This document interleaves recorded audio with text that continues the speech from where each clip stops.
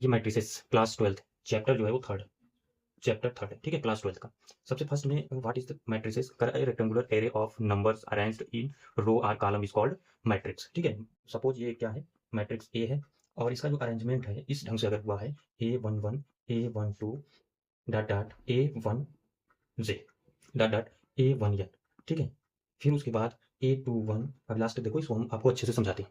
ये 1 A22 dot dot A2 J dot dot A2n, ठीक है बच्चों। तो यहाँ पे ऐसे डॉट डॉट क्या होगा, यहाँ से AI1 AI2 dot dot AI J dot dot ये हो जाएगा AIn, ठीक है।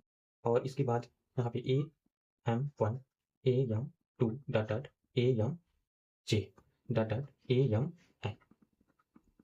ठीक है। जैसे यहाँ पर जो नंबर ऑफ रो है और नंबर ऑफ कॉलम है, जैसे यहाँ पे आप लोग देख सकते हो कि यहाँ पर ये जो ऑर्डर ऑफ मैट्रिक्स जिसे कहते हैं, ऑर्डर ऑफ मैट्रिक्स, ठीक है। ये मैट्रिक्स हम लोग क्या क्या कहते हैं मैट्रिक्स को, कि व्हाट इज मैट्रिक्स। तो ये मैट्रिक्स जो होता है, एक रेक्टेंगुलर क्या होता है, एरे होता है। एक रेक्टेंगुलर कह सकते हो स्ट्रक्चर है। उस स्ट्रक्चर में जब हम रो और कॉलम को इसको इसको इसको और इसको, यहाँ पे ये R1 है, ये R2 है, और ये RI है, और यहाँ पर जो है वो RM है, ठीक है। और ये जो होता है इसको हम लोग बोलते हैं यहाँ पे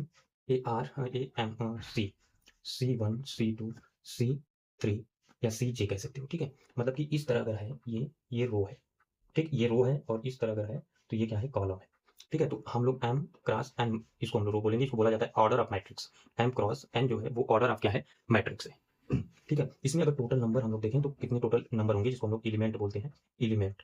तो ये M क्रॉस N नंबर होंगे टोटल, मतलब एलिमेंट होंगे, ठीक। अब आता है टाइप्स ऑफ मैट्रिक्स। क्या होता है types of matrix types of matrix में सबसे फर्स्ट है column matrix. Column matrix column matrix. What is column matrix? A matrix is said to be column matrix if it has only one column। मतलब ऐसा matrix जिसमें सिर्फ और सिर्फ क्या हो, एक ही कॉलम हो, ठीक है, एक कॉलम हो। उसे हम लोग जैसे लिख लें 2 3 4 5।